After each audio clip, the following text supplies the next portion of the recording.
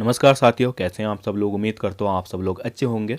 तो जो हमारे YouTube चैनल में एक सीरीज़ चल रही थी हिंदी प्रैक्टिस सेट की, उसका है आज एक और भाग, जिसके अंतर्गत हम हिंदी के कुछ महत्वपूर्ण 20 सवालों की यहाँ पे चर्चा करेंगे, जो कि हमारा UKPSC पैटर्न पर आधारित है, जिसमें हम जानेंगे कि लोक सेवा आयोग किस तरीके से सवाल पूछता है और किस तरीके से हमारे सवाल जो हैं आने वाले परीक्षाओं में बन सकते हैं। बहुत ही इंपॉर्टेंट है ये हमारे आने वाली परीक्षाओं की, चाहे मैं बात करूं फॉरेस्ट गार्ड, पटवारी, लेखपाल या कनिष्ठ सहायक। जिस भी परीक्षा को देने बैठेंगे वहाँ पे हमारी 20 नंबर की हिंदी जरूरी पूछी जाती है, बल्कि कनिष्ठ सहायक में तो जो हमारी 25 नंबर की हिंदी पूछी जानी है। तो हिंदी बहुत ही महत्वपूर्ण है परीक्षा की दृष्टि से, क्योंकि हम इसमें एक अच्छा स्कोर कर सकते हैं। तो 20 नंबर की ये सीरीज है, ठीक है। तो इसमें हम 20 नंबरों की चर्चा करेंगे, जिसमें से आपने कमेंट करके बताना है कि आपके कितने आए। अगर आपके 18 नंबर आ जाते हैं तो आप समझ लीजिए कि आपकी तैयारी बहुत ही अच्छी चल रही है। तो चलो वीडियो को शुरू करते हैं। पहला है हमारा, जिस बीमारी का ठीक ना होना संभव ना हो, वाक्य के लिए शब्द चुनिए। तो जो बीमारी ठीक ना हो उसके लिए एक शब्द है असाध्य। देखिए, जो हमारा लोक सेवा आयोग है UKPSC, यह बहुत ही फोकस करता है हमारे इस तरीके के सवालों में। मैं कहूँ अगर अनेकार्थी शब्द हो गए, समानार्थी शब्द हो गए, विलोम, पर्यायवाची या शब्द समूह के लिए एक शब्द, अनेकार्थी शब्द, इन तरीके से जो हमारे पूरे शब्द का चैप्टर है, ठीक है, यहाँ से बहुत ही सवाल पूछता है। कम से कम ना भी कह के 7 से 8, या कभी कभार तो पुराने पेपरों को उठा के देखोगे तो लगभग 10 सवाल का इन्हीं से पूछता है, ठीक है। अनेकार्थी, भिन्नार्थी या समानार्थी या शब्द समूह के लिए एक शब्द, ठीक है, यहाँ से बहुत ज़्यादा सवाल पूछे जाते हैं। तो मेरा सिर्फ कहने का मतलब यही है कि आप लोग यहाँ पे बहुत ही फोकस कीजिएगा। तो चलिए अगला सवाल देखते हैं। अगला सवाल है, अरविंद का पर्यायवाची शब्द है। तो अरविंद जो है हमारा वो है कमल का।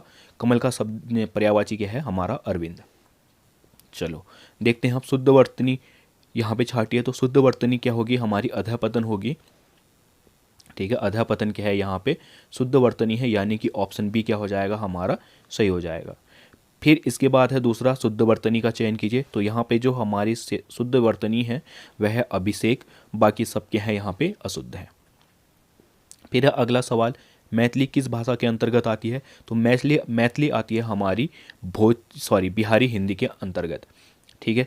फिर आ जाता है भोजपुरी का शेक्सपियर किसे कहा जाता है? तो भोजपुरी का शेक्सपियर कहा जाता है हमारा भिखारी ठाकुर को। इनका नाम क्या है? भिखारी ठाकुर। यहाँ पे बिहारी ठाकुर लिख दिया गया है, तो ये क्या है? गलत है। तो यहाँ पे क्या हो जाएगा? भिखारी ठाकुर इसका क्या हो जाएगा?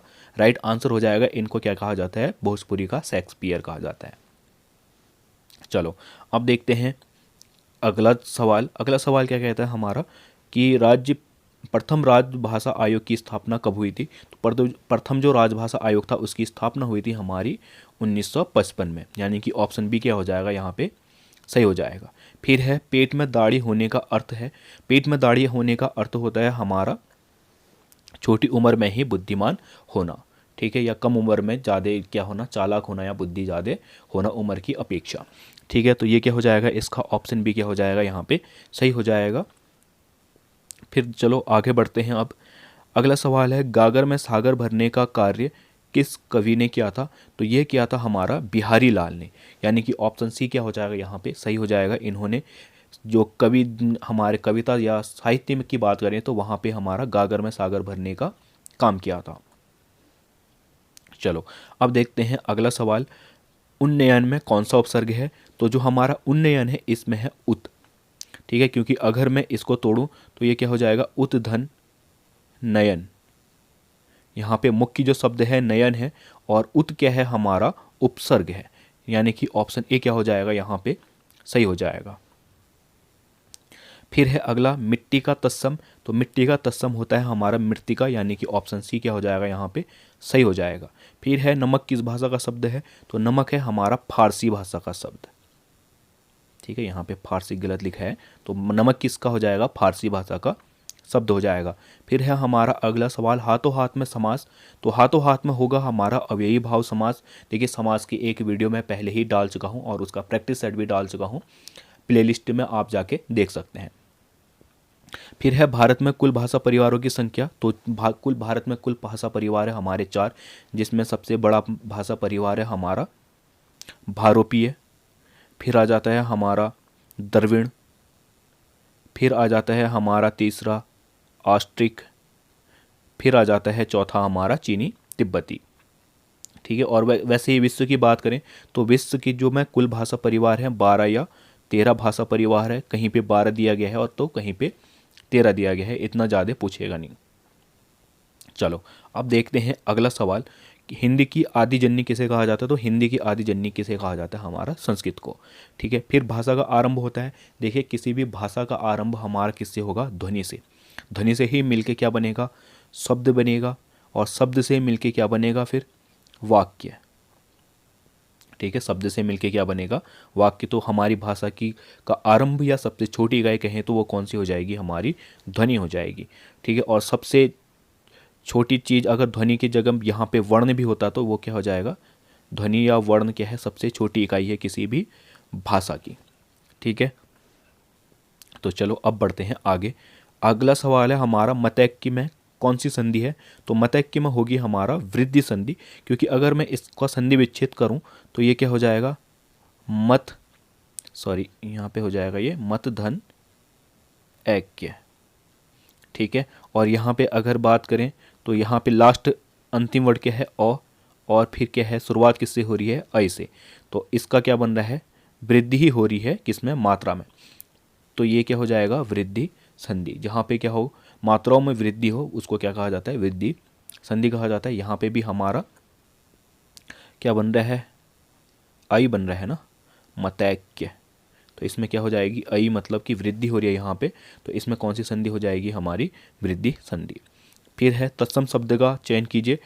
तो देखिए यहाँ पे तत्सम शब्द की बात करें तो तत्सम शब्द होते क्या हैं, जो शब्द क्या हो, संस्कृत से ज्यों के त्यों उठाए गए हो उनको क्या कहा जाता है, तत्सम शब्द।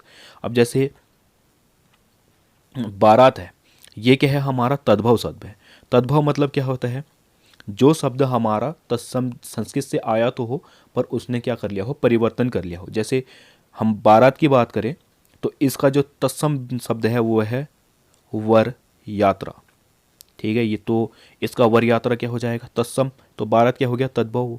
और वर्षा क्या है, वर्षा तत्सम शब्द है यहाँ पे। ठीक है, यानी कि इसका ऑप्शन भी क्या हो जाएगा, सही हो जाएगा। फिर जैसे हाथी है, हाथी का तत्सम क्या है, हस्ती। हाथी का तत्सम क्या है, हस्ती। फिर क्या है हमारा आंसू, तो आंसू का तत्सम क्या होता है, अश्रु। ठीक है, तो यहाँ पे हमारा जो ऑप्शन बी क्या है, यहाँ पे सही आंसर है, क्योंकि वो क्या है, संस्कृत से जैसा वो क्या है, हमारा तत्सम शब्द है। फिर है हमारा सम्मुख का विलोम, तो सम्मुख का विलोम होता है विमुख। फिर है अगला और अंतिम सवाल इस सीरीज, इस वीडियो का, तो वो है हमारे हिंदी वर्णमाला में कुल कितने वर्ण होते हैं।